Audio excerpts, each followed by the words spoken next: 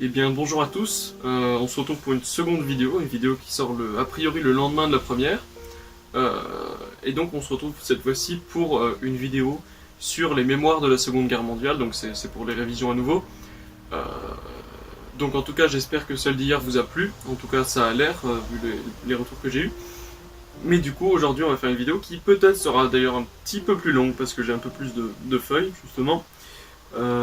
Désolé s'il y a un problème d'éclairage ou de lumière, je peux pas faire une qualité d'image mieux, je suis désolé.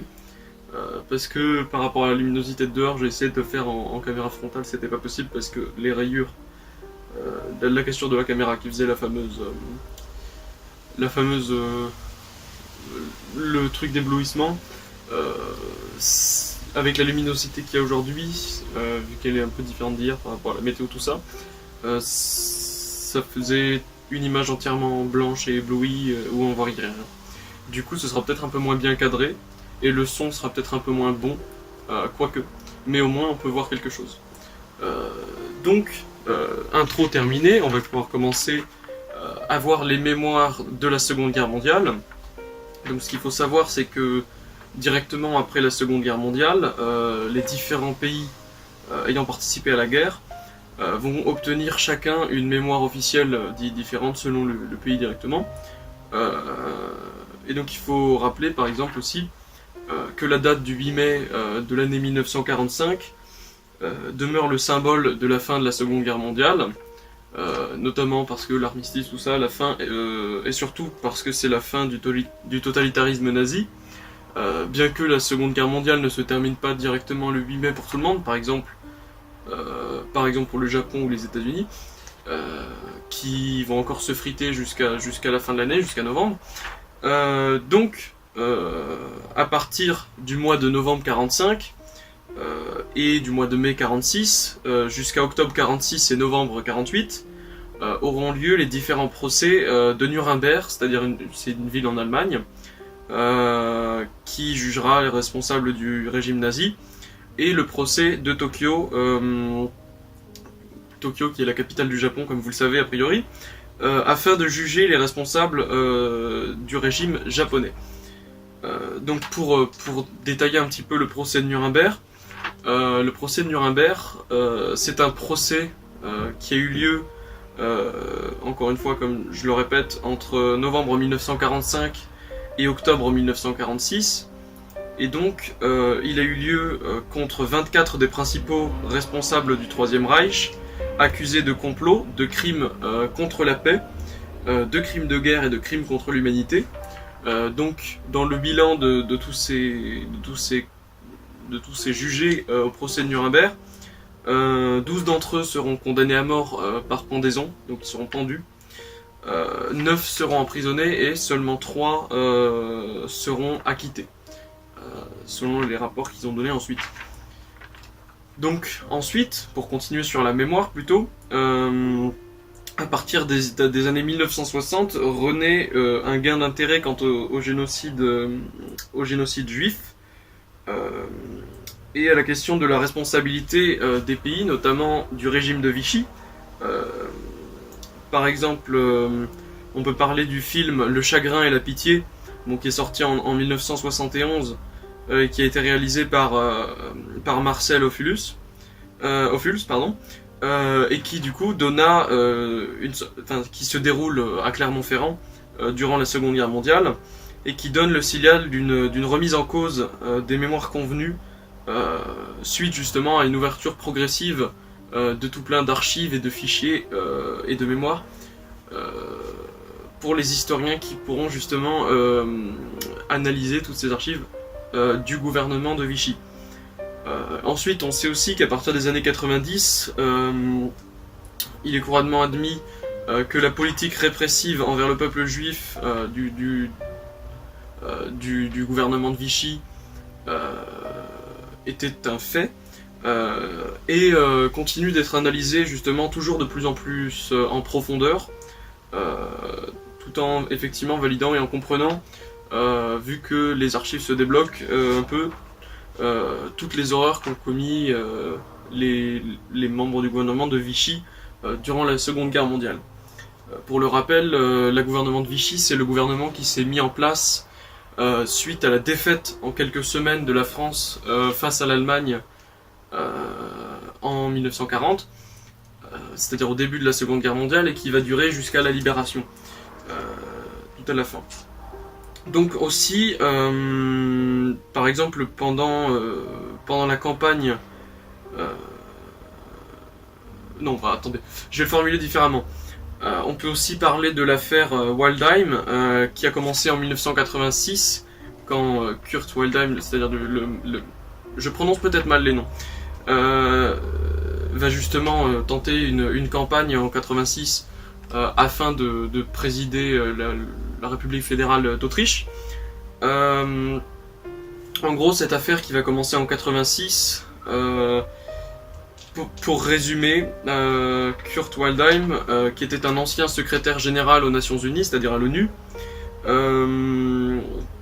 avait été officier des renseignements des forces armées du Troisième Reich entre 1942 et 1944, ce qui effectivement pose un problème. Donc ça a vraiment mis une sorte de gros bazar à l'international, et ça a suscité justement les médias un peu du monde entier à la fin des années 80. Avec différents présumés complots du gouvernement autrichien pour le protéger ou des choses comme ça. Mais il y a notamment eu une convention de nombreux historiens internationaux qui ont travaillé sur son cas pour étudier sa vie entre 38 et 45, qui ont donc affirmé que Waldheim n'aurait pas participé directement à tous ces crimes de guerre et à ces massacres, mais une certaine partie des historiens ont réussi à trouver avec des preuves qu'il aurait quand même été au courant de tous ces crimes, malgré le fait qu'il n'y ait pas participé lui-même. Donc certains historiens affirmaient ça, avec des preuves. Donc ensuite, on va parler directement d'une autre facette des mémoires de la Seconde Guerre mondiale. Il y a également en Russie, en URSS à l'époque, déjà des mémoires qui ont commencé à apparaître sur les envoyés au goulag par Staline durant la guerre, ainsi que une mémoire japonaise par rapport aux explosions d'Hiroshima, de Nagasaki, au bombardement de Tokyo, etc. Avec certains monuments qui ont été, des sortes de monuments aux morts qui ont été érigés tout au cours du XXe siècle. Donc justement, durant la seconde moitié du XXe siècle, on va voir une multiplication des mémoriaux et des célébrations relatives à la Seconde Guerre mondiale, qui n'ont fait qu'augmenter justement durant la seconde moitié du XXe siècle après la guerre. Également, ce qu'il faut souligner à nouveau par rapport à la Russie, plutôt à l'URSS du coup, c'est à la fin, à l'effondrement de l'URSS, on voit également un effondrement en Europe de l'Est du mythe stalinien, c'est-à-dire que en Europe de l'Est, Staline avait massacré plus de 20 000 prisonniers polonais, dont 4 500 officiers, c'est-à-dire que c'est l'armée rouge qui allait les capturer et les tuer à Katyn en URSS en 1940. Et après l'effondrement de l'URSS, le dirigeant va justement en 90 va le reconnaître, ce qui du coup est encore un coup, et qui va faire des mémoires différentes en Pologne par rapport à cet événement-là. Donc pour revenir ensuite, comme on l'avait un petit peu évoqué avant, par rapport à la mémoire de la Shoah, par contre, il faut savoir que cette mémoire-là est assez progressive, c'est-à-dire que on peut par exemple prendre l'exemple de l'écrivain Primo Levi, qui est un juif déporté et qui est un écrivain italien, qui publiera son témoignage, étant donné qu'il a été déporté. Si c'est un homme, il le publiera en 1947, sauf que en fait son témoignage, et comme de nombreux autres témoignages, va rester dans l'ombre durant les quelques années qui vont suivre, et ne se démocratisera et ne deviendra reconnu et célèbre en tant que témoignage que à partir de 1958 lors de sa réédition. C'est-à-dire que les mémoires de la Shoah ne sont pas tout de suite apparues aussi fortes qu'elles étaient après. C'est-à-dire qu'aujourd'hui, on en garde une mémoire plus forte que directement après l'événement, puisque le reste du monde, certes, a découvert les horreurs, mais pas dans toute son ampleur, parce que tout n'avait pas été découvert. etc. Et par exemple, pour revenir à nouveau sur l'URSS, tout en le mêlant à la Shoah, Staline a également interdit en URSS la parution du Livre Noir. Livre Noir qui est une enquête très complète et ayant eu lieu sur le génocide juif, c'est-à-dire que cette enquête rédigée sous forme de livre, s'appelant le Livre Noir, n'a pas pu être parue en URSS sous Staline puisqu'il l'a interdit directement, c'est-à-dire que à l'époque tsariste en Russie, ça se passe bien avant la Seconde Guerre mondiale, il y avait de nombreux antisémites, on va dire, donc certains parlent d'une espèce de renouement avec l'ancien tsarisme par rapport à l'antisémitisme dont il a fait preuve. Donc, par exemple, justement, suite à toute cette misère sociale et à cette pression, les juifs du RSS vont plutôt s'identifier aux combattants du ghetto de Varsovie plutôt qu'aux victimes des camps, qu'aux victimes passives, étant donné que c'est vu différemment et qu'il y a une sorte de stigmatisation qui a lieu en URSS déjà après. Ensuite, on peut continuer sur la Shoah en parlant du procès d'Adolf Eichmann qui a eu lieu en Israël en 1961, qui va donc révéler encore plus au monde entier l'intensité des horreurs et des atrocités qui ont été perpétuées par les nazis contre les juifs, ce qui va donc attirer le regard du monde sur ce drame, puisqu'il va continuer à montrer plus d'horreur à nouveau. Donc c'est vraiment à partir de ce moment-là que ça va commencer à devenir une mémoire qui va commencer à s'ancrer dans à peu près tous les pays du monde. C'est-à-dire que ce procès-là a également été sous-titré « Rapport sur la banalité du mal ».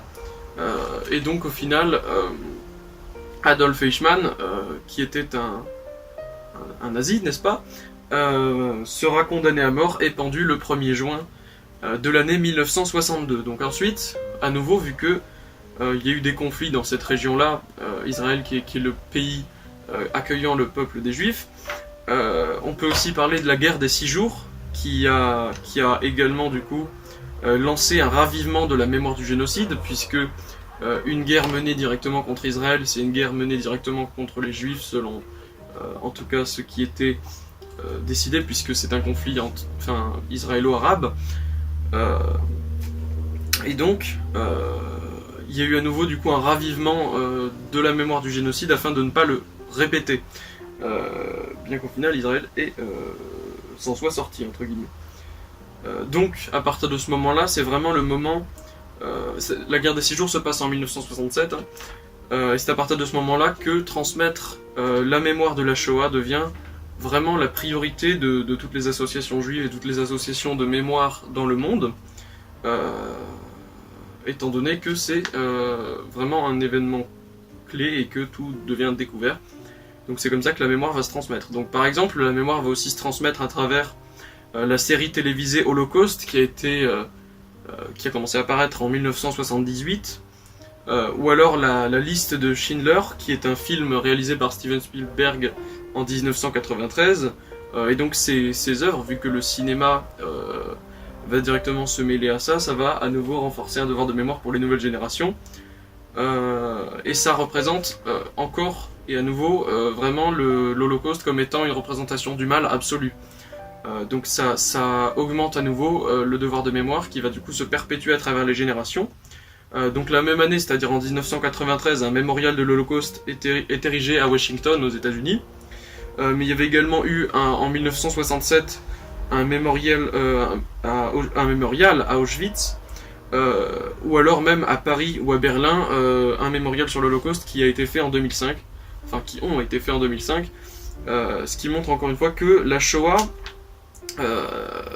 en arrivant un peu sur les nouvelles générations, en tant que mémoire perpétuée par tous ces monuments, demeure aujourd'hui plutôt dans la mémoire de tous plutôt que dans uniquement la mémoire du peuple juif, et demeure du coup une sorte de drame à travers toute la planète, entre guillemets. Donc on va aussi finir sur une citation comme la dernière fois.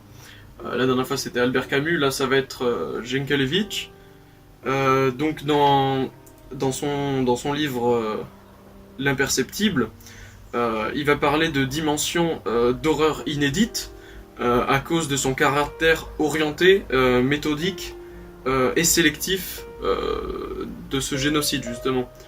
Ce qui montre une nouveauté, et donc ces parutions vont encore augmenter le devoir de mémoire, et c'est aujourd'hui une référence.